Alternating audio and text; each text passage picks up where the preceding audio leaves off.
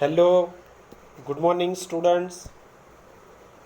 Students of standard 10th, welcome you. Today we will discuss the figures of speech, one of the most important topic of grammar. It is usually asked in poetry section. In the last lecture we have discussed about some of the figures of speech. Those are based on comparison. Today we discuss about the figures of speech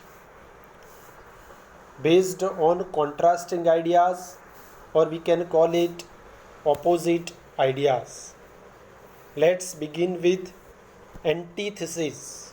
The name of the figures of speech is antithesis. Let's see what is called antithesis and how can we use it. For example, antithesis is used to express opposite ideas that are put together in a sentence to achieve a contrasting effect.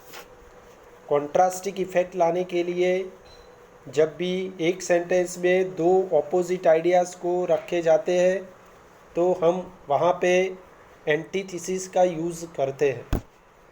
मतलब एक ही sentence में दो opposite ideas को use किया जाता है. then we use the antithesis. For example, Neil Armstrong ने कहा था कि this is one small step for a man, one giant leap for mankind. जब वो नील आर्मस्ट्रॉन्ग प्लेनेट पे जाते, मंगल पे जाते हैं और अपना पहला पाँव रखते हैं तो वो ऐसा बोलते हैं कि this is one small step for a man.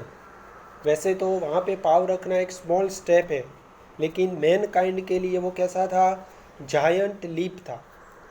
So small step and giant leap both are opposite ideas. These opposite ideas are put together in a sentence to achieve a contrasting effect. ये दोनों opposite ideas एक ही sentence में लिखे जाते हैं क्योंकि वो contrasting effect लाने के लिए. Therefore, in this sentence, antithesis can be used. Charles Dickens, one of the greatest poet, author, described in A Tale of Two Cities. उसमें वो antithesis को express करते हैं. It was the best of time, it was the worst of times. Best and worst, both are contrasting ideas. It was the age of wisdom, it was the age of foolishness. Wisdom and foolishness. It was the epoch of beliefs, it was the epoch of incredulity. वो भी opposite ideas. It was the season of light, it was the season of darkness. Light and darkness. It was the spring of hope, it was the winter of despair. वो भी opposite ideas. We had everything before us, we had nothing before us. Everything and nothing. ठीक है. तो antithesis का मतलब होता है एक ही सेंटेंस में जब ऑपोजिट आइडियाज़ को लिखा जाता है तो हम एंटीथीसिस का यूज़ करते हैं. Now we come to another figures of speech, paradox, और it is called epigram. What is called paradox? A statement that appears to be absurd और self contradictory but is actually valid और true. Statement आपको absurd लगता है कि ऐसा हो नहीं सकता, सेल्फ कॉन्ट्राडिक्टरी लगता है, बट एक्चुअली वो जो सेंटेंस होता है वो ट्रू होता है, वैलिड होता है. वो आपको एब्सर्ड सेंटेंस लगता है लेकिन हकीकत में वो ट्रू होता है. For example, the child is the father of man. The child is the father of man, वो आपको एब्सर्ड सेंटेंस लग रहा है, सेल्फ कॉन्ट्राडिक्टरी सेंटेंस लग रहा है, लेकिन एक्चुअली वो ट्रू है कि child will be the father of the man. For example, another is change is the only constant in life. वैसे चेंज एंड कॉन्स्टेंट दोनों आपको एब्सर्ड लग रहा है, लेकिन चेंज है वो ज़रूरी है, change is inevitable. And bound to happen in every life. हमारे लाइफ में हर एक बार चेंज आया आता रहता है। तो so we can say that change is the only constant in life. Life में सिर्फ एक ही ऐसा है कि वो कॉन्स्टेंटली आता रहता है। तो जब भी वो पैराडॉक्सिकल पर्सन होता है, यहाँ पे लिखा है a paradoxical person is someone who does two things that seem to be opposite to each other. Paradoxical person माने एक ही पर्सन दो थिंग्स ऑपोजिट एक दूसरे के होती है वो करते हुए दिखाई दे रहे हैं। To be the opposite of what you expect, sorry, और वो has qualities that are opposite, या तो उसमें क्वालिटीज़ जो होती है वो ऑपोजिट होती है। ठीक है, तो यहाँ पे हमने पैराडॉक्स का यूज़ किया है।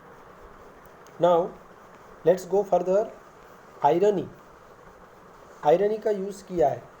What is called irony? तो a situation that is strange और फनी। कई बार सिचुएशन जो होती है वो स्ट्रेंज और फनी होती है, because things happens in a way that seems to be opposite of what you expected. यहाँ पे कोई ऑपोजिट वर्ड का यूज़ नहीं करते, लेकिन सिचुएशन जो होती है वही ऑपोजिट हो। आप जो एक्सपेक्ट करते हो उससे ऑपोजिट आपको वो सिचुएशंस है वो फनी और ऑपोजिट आपको दिखाई देती है। फॉर एग्ज़ाम्पल यहाँ पे एक जॉक लिखा है, एक जॉक है कि a child was born in an Indian family. Indian family में एक बच्चा जन्म लेता है and the father made an astrologer predict his future. Father जो है उसकी फ्यूचर को प्रेडिक्ट करने के लिए एस्ट्रोलॉजर के पास जाता है, ज्योतिष होता है उसके पास जाता है। After great deliberation to astrologer replied, बहुत ही डेलिबरेशन के साथ सोच के एस्ट्रोलॉजर कहता है कि आपका जो बेटा है, आपका जो बच्चा है वो बड़ा होके क्या बनेगा? तो he will grow up to be the centre of attraction. वो सेंटर ऑफ अट्रैक्शन बनेगा, लेकिन मीन्स लोग उससे अट्रैक्टिवली देखा करेंगे। He become the centre of attraction. He will surrounded by luxury cars and vehicles at all times.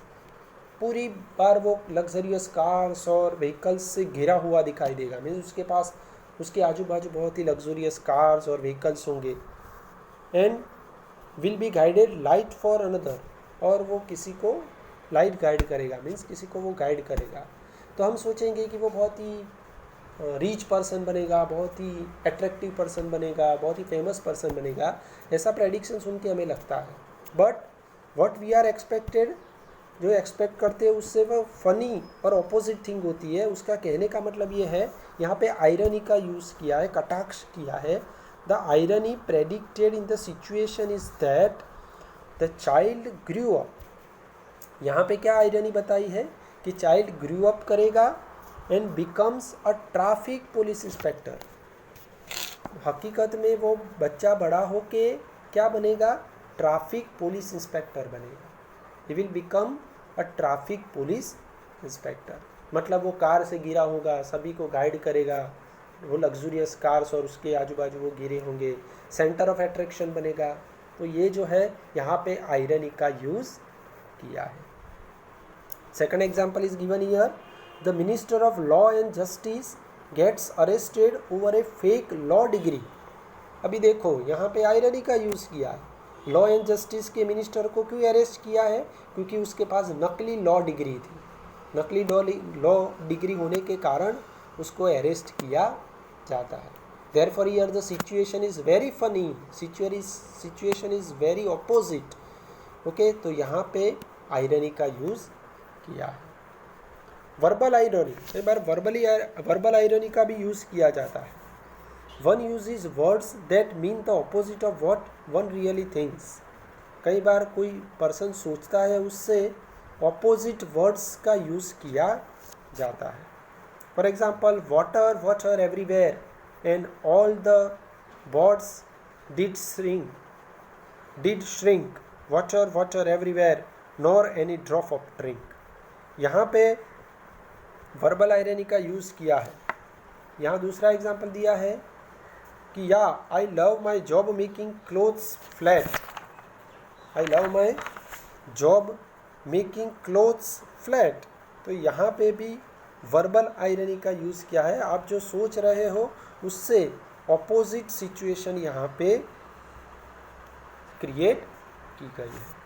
ठीक है, तो दैट इज द कॉन्ट्रास्टिंग और opposite ideas given here. Now 14 figure of speech. Next figure of speech is chiasmus. Chiasmus को describe किया है। What is chiasmus? Words, grammatical construction और concepts are repeated in reverse order. यहाँ पे construction की बात है, यहाँ पे ग्रामेटिकल कंस्ट्रक्शन और कॉन्सेप्ट की बात है। यहाँ पे रिवर्स ऑर्डर में जो होता है वो कंस्ट्रक्शन को लिखा गया है। फॉर एग्जाम्पल, नेवर लेट अ फूल किस यू और अ किस फूल यू। देखो यहाँ पे रिवर्स ऑर्डर का यूज़ किया है। पहले में अ फूल किस यू और दूसरे में और अ किस फूल यू। तो यहाँ पे रिवर्स ऑर्डर का यूज़ किया है। जब भी आप ग्रामेटिकली कंस्ट्रक्शन में, वर्ड्स में और कॉन्सेप्ट्स में रिवर्स ऑर्डर का रिपीटेशन दिखाई दिया हो तो दिस सेंटेंस में बी इन अ कायस्मस। उस सेंटेंस में कौन सी फिगर ऑफ स्पीच का यूज़ किया गया होगा? कायस्मस का यूज़ किया गया होगा। Next one must eat to live, not live to eat. One must eat to live, हमें क्या करना चाहिए? One must eat to live, जीने के लिए खाना चाहिए, खाने के लिए जीना नहीं चाहिए। तो यहाँ पे eat to live and live to eat both are in reverse order. Words जो होता है, कंस्ट्रक्शंस जो होता है वो रिवर्स ऑर्डर में लिखा गया है। Therefore it is the chiasmus. तो इसे हम कायस्मस कहते हैं। So students, today we have discussed about the figures of speech. Those are based on contrasting ideas. In the next lecture, we will discuss about the order or word choice for emphasis. Word choice और word order को discuss करके थोड़ी figures of speech का हम study करेंगे। ठीक है? Okay, पहले इसको पढ़ लो अच्छी तरह से। Then if you have any problem, if you have any query, doubt, then you can contact me personally. Okay, bye.